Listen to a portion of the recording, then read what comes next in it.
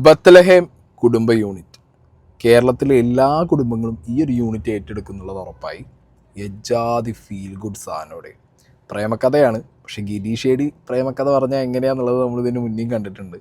That Girish A D പ്രേമം story line magic ഉണ്ടല്ലോ, അത് ഇതിനകത്ത് ഭയങ്കര വർക്കാണ്. എനിക്ക് പേഴ്സണലി ഭയങ്കരമായിട്ട് വർക്കായി. ഞാൻ ഒറ്റയ്ക്കാണ് പടം കാണാൻ പോയത്. എന്നിട്ട് വരെ ഉണ്ടല്ലോ ഒരു സെക്കൻഡ് പോലും ഞാൻ ഒറ്റയ്ക്കാണ് തിയേറ്ററിൽ നിന്നുള്ള ഫീലിംഗ് ഇല്ല. ഞാൻ ആ യൂണിറ്റ് ഓപ്പൺ പോയി, കുടുംബ യൂണിറ്റിനൊപ്പം വിട്ട് ഞാൻ വണ്ടി എജാതി പടം ഇടും. അതായത് സ്ഥിരം പ്രേമം, അതായത് കുറച്ച് ഏജ്ഡ് ആയിട്ടുള്ള ഒരാളെ കുറച്ച് ഏജ് കുറഞ്ഞ ഒരു ലേഡി പ്രേമിക്കുകയാണ്.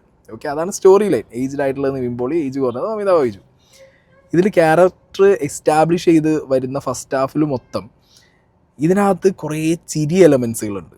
ചിരി എലമെൻറ്റ്സ് ഫുള്ളുണ്ട്. ഈ പടം മൊത്തം ചിരീൻ്റെ മുകളിലാണ് തീർത്തിട്ടുള്ളത്. ഭയങ്കര സിറ്റുവേഷണൽ കോമഡി. അതിൽ തന്നെ കുറേ പേരുടെ കോൺട്രിബ്യൂഷൻസ് ഉണ്ട് ഇതിൽ.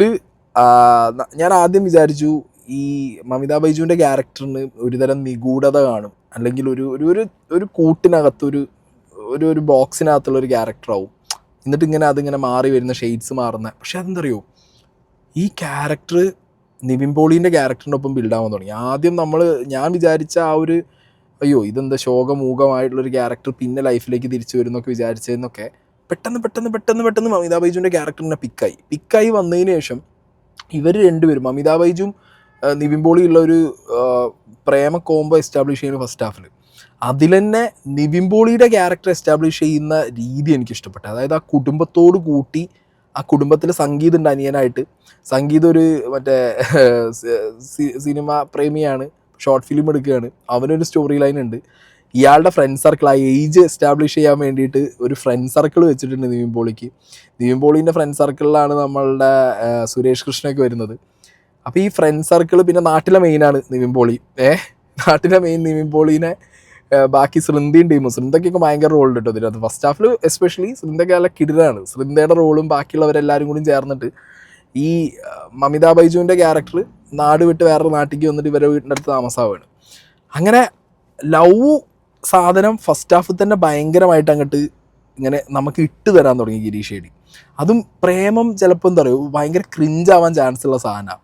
പറഞ്ഞു വരുമ്പോൾ ഭയങ്കര കാണുമ്പോൾ തന്നെ നമുക്ക് ക്രിഞ്ച് സാധനം വരും. പക്ഷേ ഇതിനകത്ത് ഒരു പൊടി പോലും ഫസ്റ്റ് ഹാഫ് ആണെങ്കിലും സെക്കൻഡ് ഹാഫ് ആണെങ്കിലും എൻറ്റയർ പടത്തിനകത്ത് ഒരു ക്രിഞ്ച് സാധനമല്ല. ഇവർ തമ്മിലുള്ള കോംബോ സീൻസ്, ഇവർ ഈ പ്രേമം പറഞ്ഞ് ആ ഒരു ഐസ് ബ്രേക്ക് സാധനം വരുന്നുണ്ട്. അതൊക്കെ എമ്മാതിരി ഐറ്റം എന്നറിയോ. അത് മമിത ബൈജു വെൽ ഹാൻഡിൽ എന്ന് പറഞ്ഞാൽ ഒരു രക്ഷയില്ല. പ്രേമകഥയിൽ പിന്നെ നിവിൻ പോളിനെ നമ്മൾ പറയേണ്ട കാര്യമില്ലല്ലോ മക്കളെ.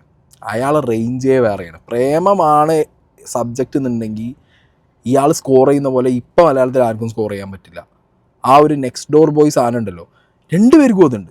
മമിത ബൈജുവിന് ഭയങ്കരമായിട്ടുണ്ട്. ഈ അടുത്ത് മലയാളത്തിൽ വേറെ ഒരു നടിക്കും ആ ഒരു നെക്സ്റ്റ് ഡോർ ഗേൾ സാധനം ഇല്ല. മമിതയ്ക്കാണ് ഇത് ഇപ്പോൾ കൂടുതലായിട്ടുള്ളത്, ഏറ്റവും കൂടുതലുള്ളത്.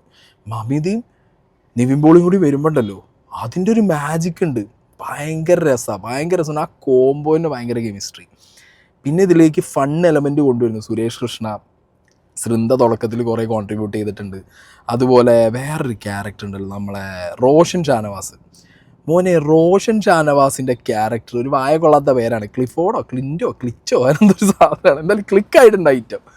ഈ ചെങ്ങായിൻ്റെ കുറേ കൗണ്ടേഴ്സും ഇവൻ്റെ കുറച്ച് കോമഡി. ഈ ചെങ്ങായി മമിത ബൈജുവിനെ കാണാൻ വേണ്ടി കോളേജ് പോയിട്ടുള്ളൊരു സീനുണ്ട്. ഞാൻ ഈ അടുത്ത കാലത്തൊന്നും ചിരിച്ചിട്ടില്ല മക്കളെ. അത്രയും ഞാൻ ഒറ്റയ്ക്ക് പോയിട്ട് ഞാൻ ഇരുന്ന് ചിരിച്ച് ചത്തിട്ടുണ്ട് ഞാൻ സീറ്റിൽ. സാധാരണ അങ്ങനെയൊക്കെ വരുമ്പോൾ നമ്മൾ അപ്പുറത്തും ഇപ്പുറത്തൊക്കെ എന്തെങ്കിലുമൊക്കെ നോക്കി അങ്ങനെ സാധനം. എനിക്ക് ഒറ്റയ്ക്കായ ഫീലിംഗ് ഇല്ല. ഇന്ന അവരത് കൊണ്ടുപോയി ആ ഗ്യാങ്ങിൽ. ഞാൻ നിവിൻ പോളിൻ്റെ ഗ്യാങ് പോയ പോലത്തെ ഒരു അവസ്ഥയിൽ പോയി. അങ്ങനെ ഭയങ്കര സിറ്റുവേഷണൽ കോമഡീസ്, ചില കൗണ്ടേഴ്സ്, ചില മാനറിസം, ഈ സംഗീതിൻ്റെ ഒരു അയ്യപ്പ എന്ന് പറഞ്ഞ സാധനമൊക്കെ ഉണ്ട്. അതൊക്കെ ഭയങ്കര രസമാണ്. അതൊക്കെ അത്രയും ഭയങ്കര ഫീൽ ഗുഡിൻ്റെ പീക്ക് കൊണ്ടുപോയി നമ്മളെ ഫസ്റ്റ് ഹാഫ് മൊത്തം. സെക്കൻഡ് ഹാഫ് ആകുമ്പോഴത്തേക്ക് പ്രേമകഥയാണ്.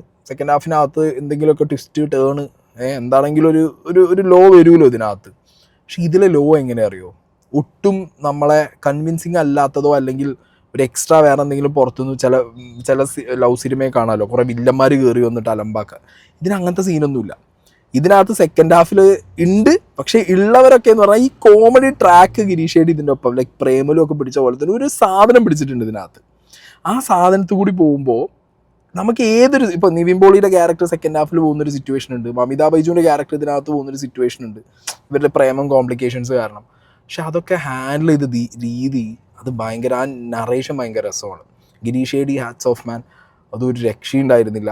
പിന്നെ സെക്കൻഡ് ഹാഫ് ആകുമ്പോഴത്തേക്ക് വിനയ് ഫോർട്ടിൻ്റെ ക്യാരക്ടറിന് കുറേ കോൺട്രിബ്യൂട്ട് ചെയ്യാനുണ്ടായിരുന്നു, അത് അയാൾ കിടിലനായിട്ട് ചെയ്തു. ശ്യാം മോഹൻ ഇടയ്ക്ക് വന്നിട്ട് അടിപൊളിയാക്കി. പിന്നെ എൻ്റെ വരെ ശ്യാം മോഹൻ ഉണ്ടായിരുന്നു. ബിന്ദു പണിക്കറിൻ്റെ ക്യാരക്ടറാണ് ഒരു പ്ലോട്ട് ട്വിസ്റ്റ് എന്ന് പറഞ്ഞ സാധനം കൊണ്ടുവന്നിട്ടിട്ട് പോണത്. അങ്ങനെ ആകെ മൊത്തം വെട്ടുകിളി പ്രകാശ് നമ്മളെ അങ്ങേര് ഒരു ത്രൂ ഔട്ട് സാധനം ഇതിനകത്തൊരു കിളി പോയ ഒരച്ഛൻ സാധനം ചെയ്തിട്ടുണ്ട്. പിന്നെ ഇവരുടെ ഗ്യാങ്ങിൽ സുരേഷ് കൃഷ്ണ, നമ്മുടെ നിവിൻ പോളി ഗ്യാങ്ങിൽ വേറൊരാളുണ്ട്. ഈ ചെങ്ങായിൻ്റെ കൗണ്ടേഴ്സ് കൗണ്ടേഴ്സ് ആയിരുന്നു, ഒരു രക്ഷയില്ല. അയാളെ പേര് എനിക്ക് അറിയാൻ പാടില്ല, അറിയുന്നൊരു കമൻറ്റ് ചെയ്യുക. ആ ചെങ്ങായി ഒരു രക്ഷയില്ലാത്ത കൗണ്ടേഴ്സ്. മൂപ്പര് ബാക്കിൽ നിന്നിട്ട് ചില സാധനം കൊടുക്കുന്നുണ്ട്, അതൊക്കെ ഭയങ്കരമായിട്ട് ഏറ്റിട്ടുണ്ട് തിയേറ്ററിൽ. സോ മൊത്തത്തിൽ നോക്കിക്കഴിഞ്ഞാൽ അതേമാതിരി പാട്ടുകൾ പ്ലേസ് ചെയ്ത സ്ഥലങ്ങൾ, ചില ബാക്ക്ഗ്രൗണ്ട് മ്യൂസിക്കൊക്കെ ഉണ്ടല്ലോ, ഭയങ്കര ഫീൽ ഗുഡ് സാധനങ്ങളാണ്. ഭയങ്കര ഫീൽ ഗുഡ് സാധനങ്ങൾ എന്ന് പറഞ്ഞു കഴിഞ്ഞാൽ പ്രത്യേകിച്ച് മമിത ബൈജുവും നമ്മുടെ നിവിൻ പോളിയും കൂടിയുള്ള കുറേ കോംബോ സീൻസിനൊക്കെ ഇത് തരുന്നൊരു ഒരു എലവേഷൻ ഉണ്ട്, ഈ ബാക്ക്ഗ്രൗണ്ട് സ്കോറും സാധനങ്ങളും. പിന്നെ ഇവരുടെ ഒരു ലവ് ട്രാക്കിന് തന്നെ ഒരു ഭംഗി ഉണ്ടായിരുന്നു. നമ്മൾ കണ്ടിട്ടുണ്ട്, കുറേ സിനിമയിൽ നമ്മൾ കണ്ടിട്ടുണ്ട്. അടുത്ത വീട്ടിലെ പെൺകുട്ടി ഇപ്പുറത്തെ വീട്ടിലെ പ്രായം കൂടിയ ചേട്ടനെ, ആ നാട്ടിലെ മെയിനായിട്ടുള്ള ചേട്ടനെ പ്രേമിക്കുക, ഇത് കുറേ കണ്ടതാണ്. കുറേ നിവിൻ പോളി പടങ്ങളിൽ തന്നെ ഈ ലൈനുള്ളതാണ് കുറച്ചൊക്കെ. ബട്ട് ഇതിൻ്റെ ഫ്രഷ്നെസ് എന്ന് പറഞ്ഞാൽ, ഒന്ന് ഗിരീഷ് ഏടി എന്ന് പറഞ്ഞ ഡയറക്ടർ, രണ്ടാമത്തെ കാര്യം മമിത ബൈജു എന്ന് പറഞ്ഞ ക്യാരക്ടറും ഈ പറഞ്ഞ നിവിൻ പോളിയും, രണ്ടും ഈ പ്രേമം ലവ് സാന്നിധ്യക്ക് വരുമ്പോൾ ഇവരുടേതായിട്ടുള്ളൊരു ഒരു വെർസറ്റാലിറ്റി ഉണ്ട് ഇവർക്ക്. അതിൻ്റെ കോംബോ മാജിക്കാണ് സത്യത്തിൽ എനിക്കിതിനകത്ത് ഏറ്റവും കൂടുതൽ സെറ്റായ സാധനം. പിന്നെ ഇതിലെ കോമഡികൾ, സിറ്റുവേഷണൽ കോമഡികളും ഇവരുടെ കൗണ്ടേഴ്സും അതൊക്കെ ബ്യൂട്ടിഫുൾ ആയിട്ടുണ്ടായിരുന്നു. ആൻഡ് ടുവേർഡ്സ് ദ എൻഡ് എല്ലാ ഒരു ഹാപ്പി സാധനത്തിലേക്ക് കൊണ്ടുവരുന്നു, അടിപൊളിയായിട്ട് തീർന്നു. എന്താണെങ്കിലും ഓണം വർത്ത് വാച്ചിങ് ആണ്. ഞാൻ ഇന്നലെ വിചാരിച്ചു അടി പുകയായിട്ട് ഖലീഫ അങ്ങനെ അങ്ങോട്ട് സെറ്റാവും എന്നുള്ളത്. പക്ഷേ ഇത് അതുക്കും മുകളിൽ ഒരു സാധനം സെറ്റ് ചെയ്തിട്ടുണ്ട്. എന്താണെങ്കിലും കേരളത്തിലെ കുടുംബങ്ങൾ മൊത്തം ഈ യൂണിറ്റിലേക്ക് ചേരുന്നുള്ളതാണ് പറയാനുള്ളത്. തിയേറ്റർ മിക്കവാറും ഒരു 1-2 ആഴ്ചയ്ക്ക് ഫുള്ളാവോടി, 1-2 നല്ല ഇത് ഓടും. ഇത് കുറച്ചധികം ഓടും. നിവിൻ പോളി ഒരു 100 അടിക്കുന്നുള്ള കാര്യം ഉറപ്പാണ്.